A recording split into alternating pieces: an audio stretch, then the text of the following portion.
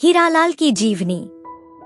हीरालाल ठाकुर एक अग्रणी भारतीय अभिनेता थे जिनका करियर 5 दशकों से ज्यादा समय तक चला और उन्होंने हिंदी सिनेमा पर अपनी अमिट छाप छोड़ी। 14 मार्च 1909 को लाहौर में जन्मे, जो उस समय ब्रिटिश भारत के पंजाब प्रांत का हिस्सा था। हीरालाल पंजाबी परिवार में 2 बच्चों में दूसरे नंबर के थे। उनके पिता हरीश एक व्यवसायी थे और उनकी मां अनुराधा थी।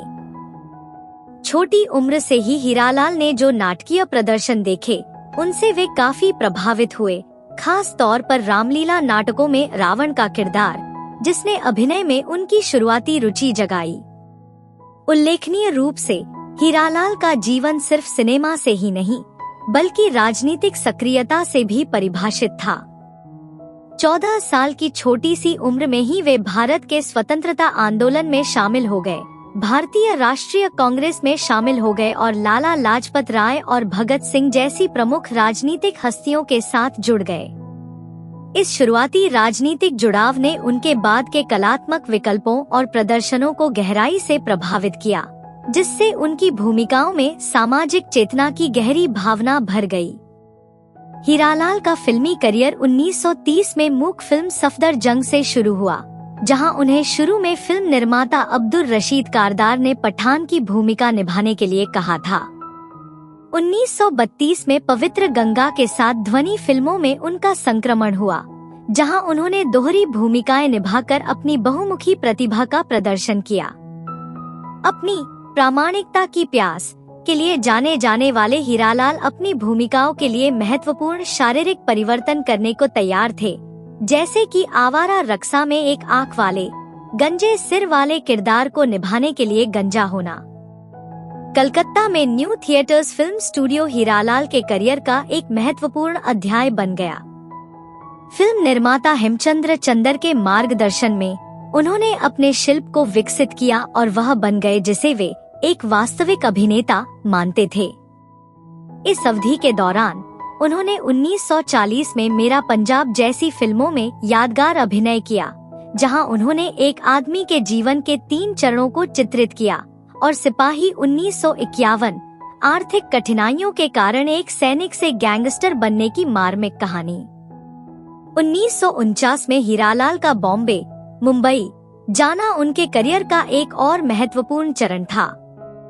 वे भारतीय स्क्रीन के बुरे आदमी के रूप में प्रसिद्ध हो गए, जो जटिल और सूक्ष्म खलनायक भूमिकाओं में माहिर थे।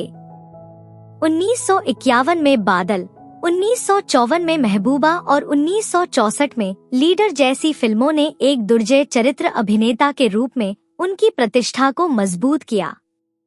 उन्हें 1948 में झूठी कस्में में अपने प्रदर्शन पर विशेष रूप से गर्व था, जिसे वे अपना सर्वश्रेष्ठ काम मानते थे।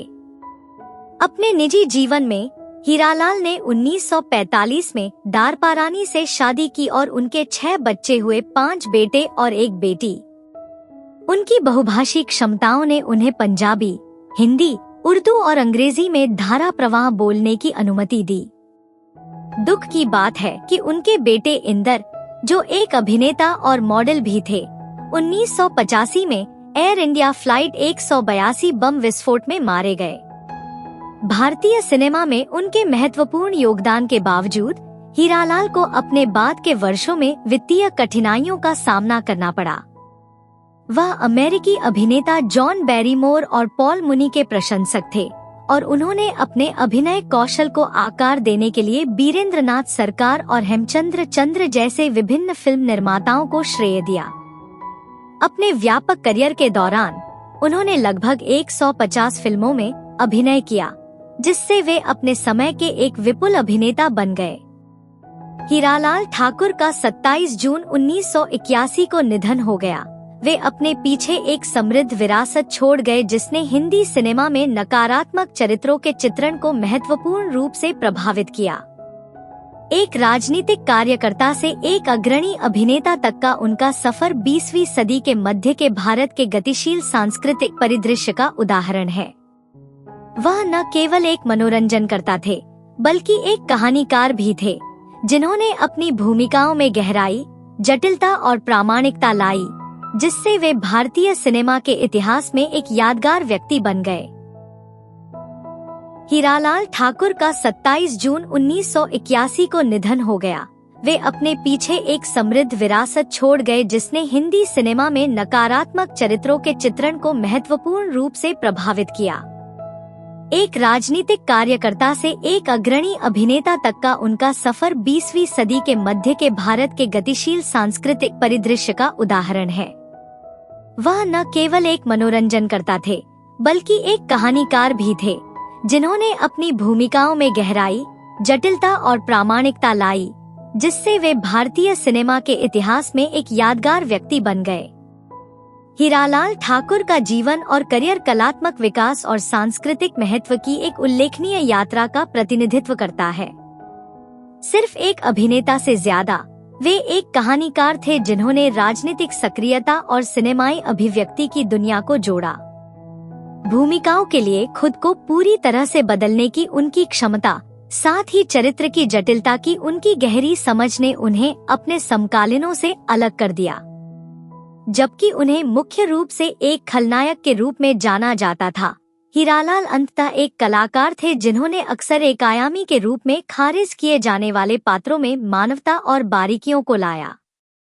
अपने बाद के वर्षों में वित्तीय कठिनाइयों सहित महत्वपूर्ण व्यक्तिगत और व्यावसायिक चुनौतियों का सामना करने के बावजूद हीरालाल अपने शिल्प के प्रति प्रतिबद्ध रहे। उनका प्रभाव उन कई फिल्मों से कहीं आगे तक फैला हुआ है जिनमें वे दिखाई दिए। वे एक अग्रणी थे जिन्होंने भारतीय सिनेमा में परिष्कृत खलनायक के आदर्श को स्थापित करने में मदद की। उनके प्रदर्शन केवल अच्छाई बनाम बुराई का चित्रण नहीं थे, बल्कि मानवीय प्रेरणाओं, सामाजिक संघर्षों और नैतिक अस्पष्टताओं की जटिल खोज थे। हीरालाल के जीवन का प्रक्षेप वक्र एक युवा राजनीतिक कार्यकर्ता से एक प्रसिद्ध चरित्र अभिनेता तक भारतीय इतिहास के उस परिवर्तनकारी काल को दर्शाता है जिसमें वे रहे। उन्होंने देश के स्वतंत्रता आंदोलन को देखा और उसमें भाग लिया, और इसके बाद सिनेमा को सामाजिक महत्व की कहानियां बताने के माध्यम के रूप में इस्तेमाल किया।